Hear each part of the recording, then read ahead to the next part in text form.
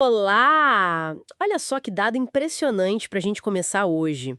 Pela primeira vez na história, a maioria das pessoas no mundo vive em cidades. É uma transformação enorme, né? E isso faz a gente pensar como é que se navega nesse novo mundo urbano. Para explorar isso, a gente tem aqui uns trechos de evangelismo urbano, elaborando uma estratégia de trabalho na cidade de São Paulo, do Humberto Maia Aragão. É um material bem focado em pensar estrategicamente o trabalho em contextos urbanos, tipo São Paulo, sabe? Bem complexos. Então, a nossa ideia aqui é tirar as ideias principais dessa fonte sobre como entender e abordar esse desafio urbano, pela ótica deles, claro. Parece que a chave talvez não seja óbvio, não é começar direto na ação, é algo antes disso. Vamos ver isso melhor. O ponto de partida que o material traz é justamente a complexidade. São Paulo é o exemplo, né? Uma cidade gigante, cheia de contrastes, favela de um lado, condomínio de luxo do outro. Aí fica a pergunta: como é que se cria uma abordagem que funcione num lugar assim, tão diverso? E a estrutura que ele propõe é, bem, interessante. Primeiro, tentar descobrir a visão de Deus para a cidade. Segundo, determinar a situação atual, fazer um diagnóstico mesmo. E só aí, terceiro, desenhar a estratégia. Parece um convite para parar e ouvir antes de sair fazendo, né? Essa ênfase inicial não em programas, mas em compreensão. Sabe, a fonte insiste nisso. Primeiro tenta ver a cidade como Deus vê. Depois mergulha para conhecer a realidade local, a fundo mesmo. E ele sugere uns passos bem práticos para isso. Tipo, encontrar um lugar para observar a cidade, refletir com a Bíblia, sim, mas também, literalmente, andar pela cidade atento. Usar todos os sentidos, né? Observar, ouvir, sentir o ritmo do lugar. É quase um chamado para ser um estudante da cidade. E esse estudo não pode ser superficial. A fonte fala em ir conversar com quem mexe com a cidade, sabe? Líderes comunitários, pessoal do comércio, das universidades. Tentar sacar a personalidade da cidade. E depois, claro, focar na vizinhança da igreja. Quem mora ali? Como vivem? E o mais importante, entender as pessoas. As histórias delas, o que valorizam, os medos que têm. Uhum. Mas isso parece, nossa, um trabalho enorme, quase acadêmico, né? A fonte dá alguma pista sobre a importância disso frente àquela urgência de agir que a gente sente nesses lugares? É uma ótima pergunta. E, olha, a fonte não diz que é fácil, não. Mas apresenta essa fase não como um luxo, entende? Mas como a base de tudo.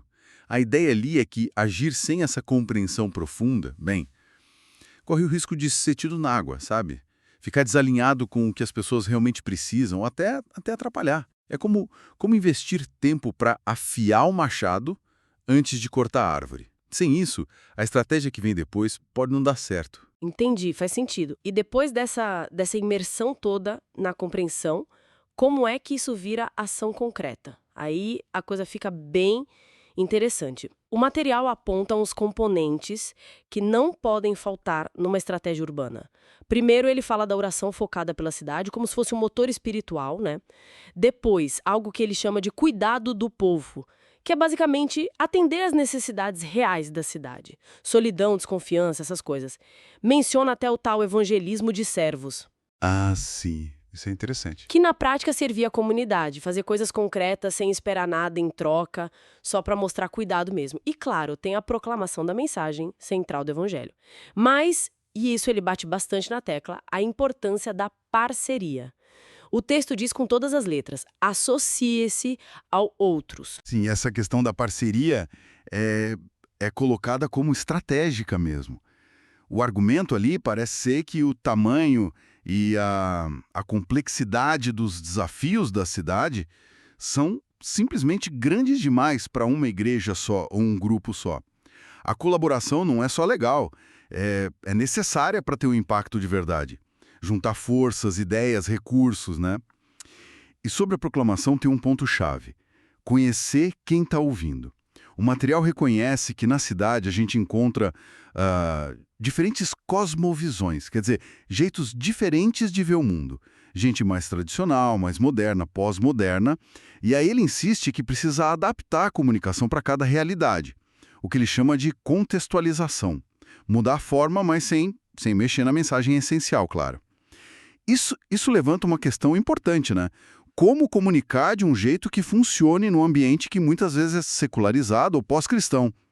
A fonte sugere que a conversão, muitas vezes, é um processo, tem estágios, não é uma coisa de uma hora para outra, e enfatiza demais a autenticidade. O testemunho vivido, tem uma frase lá que marca, fala que se prega para uma geração que ouve com seus olhos. Nossa, forte isso. Ouve com os olhos. A ideia é que a comunidade de fé funcione como uma contracultura dinâmica, que mostra na prática valores diferentes e alternativos. E essa vivência autêntica da comunidade, junto com o serviço real e a comunicação adaptada, acaba se conectando com a ideia da parceria que você mencionou. Fica tudo mais integrado. Então, o que a gente tira disso tudo, a visão dessa fonte para um trabalho urbano eficaz é como um ciclo, né? Começa com entender profundamente a perspectiva divina, o lugar, as pessoas.